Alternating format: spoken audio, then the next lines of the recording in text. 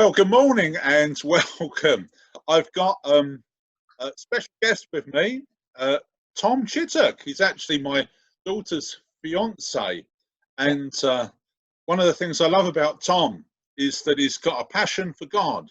When they were staying with us a few weeks ago, they were with us for 7 weeks, and I loved it when I came downstairs and I would see Tom with his Bible open over his breakfast, and it really made my heart soar. I know that he's a man of God. So how did you become a Christian, Tom? Yeah, well, it's great to be with you guys this morning. And like Tim said, it's a real pleasure for me to join Tim and Sarah and their family in Marion Alice in October, hopefully. My life. So I've been used to kind of actually giving my testimony because I was on a ship for 2.5 years with OM. And every time we'd have to give... Just a minute. What's OM, Tom? So OM stands for Operation Mobilisation. Yeah. So they're a Christian charity. So they travel around the world. They're in most countries around the world, and they bring good news.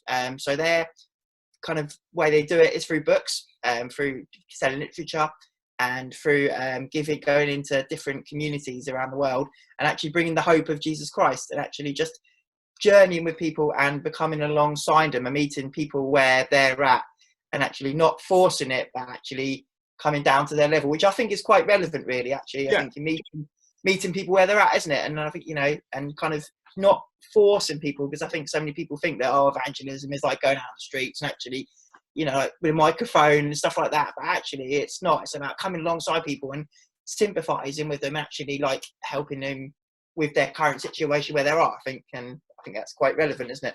Yeah. So how did he become a Christian? Let's just rewind. Yeah. Of course. Yeah. For me, I was brought up in a Christian family. So my mum and dad, we used to live in a town called Guildford, and my mum and dad, they have been going to church most of their lives as well. And I remember quite clearly in our church, we used to go to Elam Pentecostal Church in Aldershot, and they had some very faithful older generation there that would run the kind of kids clubs on Sundays and all that. And I remember talking with the pastor at the time there, and I just said to him, I said, I've been coming with my mum and dad, and I just said, what's it like to be a Christian, and how can I do that? And so they sat me down in the room and we talked, and it just felt right, and I was only young at the time. I would probably only been about 6 or 7 maybe, so I was fairly young. And I guess it helps when your parents, have that kind of faith and that background, I think, and kind of nurturing you and all that, really. So and it's always been, for me, it's been a journey with God. I think there has been, you go through times, don't you, where you kind of you ask yourself, where is God and what am I doing here, or this is a mess. But actually, I think going through those times, your faith grows stronger and develops. And I think I've seen God work in things in my life where you just think, when you look back and you think, wow, that's God. So well, you say that. Have you got any specific times when you feel that God has really spoken to you then? Yeah, I mean, I think a real significant time for me was as you, Tim, you were church army. 18, I remember quite clearly. Actually, I was 17 at the time. I left school at 15. I didn't really do well in school, to be honest. I'm not the most kind of like educated or kind of academic as such. And I remember during my secondary school years that I felt like the teachers actually gave up on me, and actually that because I was in the class with most of the naughty people, and actually because they take up the teacher's attention, you just felt actually that they'll focus more on that than actually like trying to invest in the people that wanted to learn. So I kind of gave up a little bit, actually, because I just thought, well, what's the point? And because of my birthday being in August, I actually did the GCSE results before, and actually left before my 16th birthday. And so, and because of that, I was like, what do I do in my life? I was only 16. I did a public service course. So I trained because I was really passionate back then to become like police officer or firefighter, one of them two. I was kind of torn between. And that went really well. I really loved it, and amazing. But then God really shut that door quite dramatically, because I remember I worked so hard to get the right grades to kind of move on to because it was a 1-year course, But then if you pass it, you move on to another 2 years, like the national diploma and the first diploma courses. But then when I got the grades, and I was, I was so relieved and so happy. But the tutor at the time, I didn't realise he was Christian until afterwards. But actually, they told me that they don't think it's right for me, and they didn't accept me, and I was really kind of gutted about that. But it's quite fascinating, actually.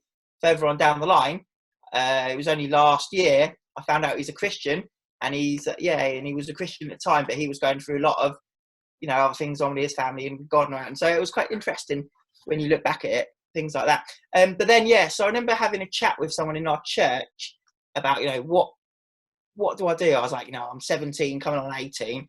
I was like, I haven't got much education, and most of my friends are going off to university. And I had a job in McDonald's as like part time, and I was just like, is there more to life than this? And I was kind of a bit, sad and sort of, upbeat about it, and I was really stressed. And that's how I got into Church Army.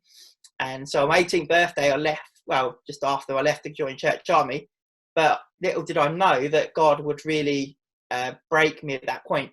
There was a lot going on with the Church Army leaders. I won't go into that, but also there's a lot going on to my life personally as well. And actually, that there were issues that I've kind of just swept aside, that actually God brought up and actually wanted to heal me, and I think he did, even though there was a lot of mess going on. I still think good come out of it, and it made me a better person. And I just look back and I just think, wow, it was a complete and utter mess. There was lots going on, lots of issues and pastoral issues and everything else. But actually, as I look back now, I just think, wow. And actually, it was quite interesting because when I was 18 at the time, someone said to me that they said you probably won't find like a girlfriend or thing until at least 10 years time. And that was 28. And actually, I met Alice when I was about 28. And so actually, I look back and I just think, wow, little promises like that where, I kind of forgot about that to some degree, but actually you look back and and you think, wow, God, must have said something there. So that's one of them. And then the second thing as well, I've mentioned before, was when I went to Operation Mobilisation. I worked in Sainsbury's, so I come back from Church Army, and then I joined Sainsbury's. I did night shift for 4 and a bit years. Oh wow! It was quite tough actually. The first few months were quite tough. Yeah, night shift is because you have to get your body into the right shape of mind and the kind of time zones, time frames, and all that. But there was a point when there was a guy in our church named Chris Scovey, and he was planting seeds in my mind. He's like, I think you'll be good for missions. You've got a really good heart and a really good attitude. But I was kind of like, I'm kind of enjoying life. I was like 23. I was just enjoying life, and I was living at home. My parents didn't have much responsibilities. I was earning good money from night shift and all that. And there was a lady that preached in our church actually, and what she said was that it's not okay that we just come to church on a Sunday. She's like, it's not okay that we just turn up, we tick a box, and actually then say we've done it, and then we go away and we live our normal life as if nothing's ever changed. And actually, she said that there's a real world out there where people actually really suffering and got needs.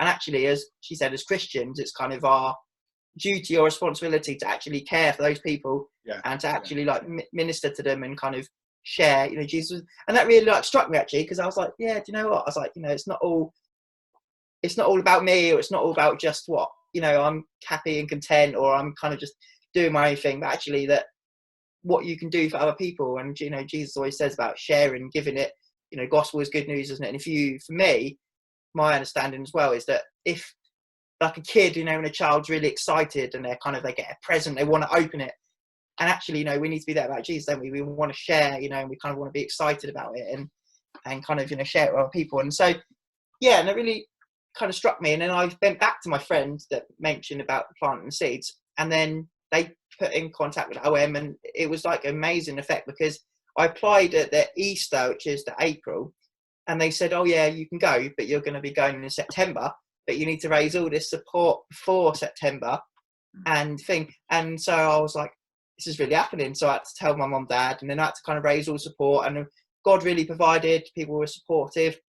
Got all the money I needed to go, all within that quick time. And yeah, and then off I went, and I learned, a lot about.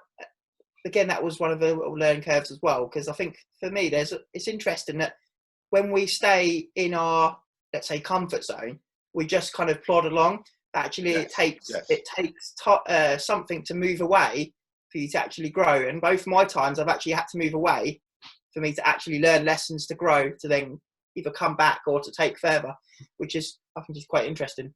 That is really interesting, isn't it? Yeah. Yeah. Yeah. Because I think in Aldershot, most of my friends that here actually, although they're lovely people, and it's finding the right balance really. Because I think that they're just, if you're just content and just living your life along, you're probably not going to really see God at work, because you'll just, you've got to actually kind of be active, I think, and actually it's like that holy discontent that we need, isn't it, Tom? Yeah, it is. I think so. Yeah, and I think that, and I think it's good to have a base and a foundation. So that's not what I'm not saying. Yeah. We all need that, but I think sometimes that, and some of us are called to stay in the same place for all our lives, and absolutely. Sometimes for some people that's the hardest thing to do, isn't it?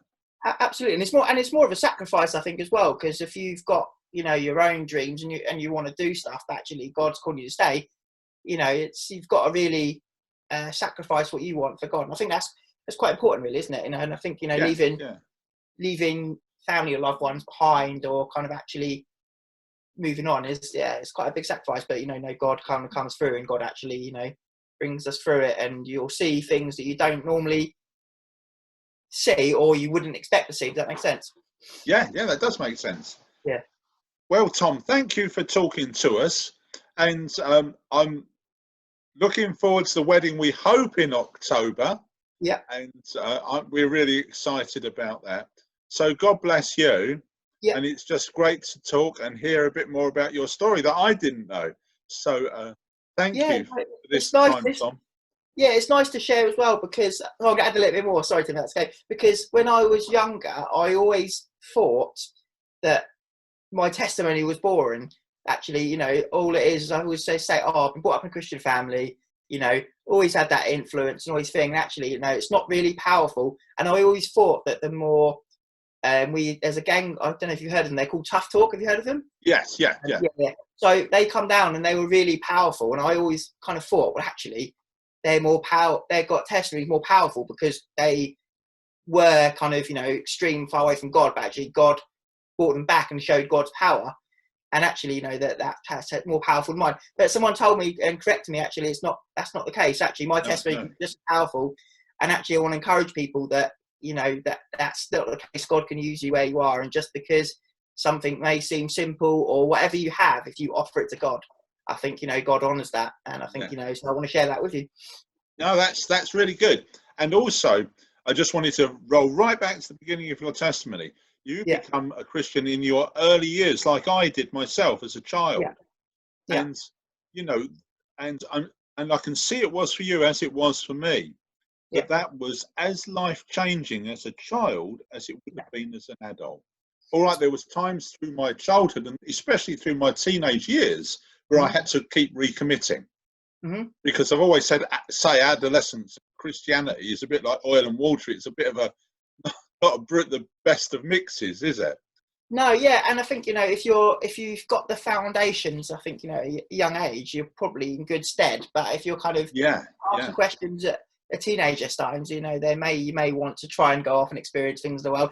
But actually, and also it's encouraging for people that work with young children, because they plant the seeds and they don't necessarily know what will happen to them, but just be encouraged. Actually, the things we do with children is really important in setting that foundation. And I think for me, because I've been in Aldershot most of my life, the people that used to teach me, I still see some of them have passed away, but I still see some of them. And I think, for them, that's really encouraging as well, that they've kind of seen me to go on to do stuff for God. And actually, and not everyone gets that privilege, but I just want to encourage people that work with kids or do things like that, actually, that what they do at a young age is crucial in terms of actually getting the foundations right for the future, really. Fantastic. Well, thank you again for joining us, No, it's my pleasure. Tom. Thank you. Yeah.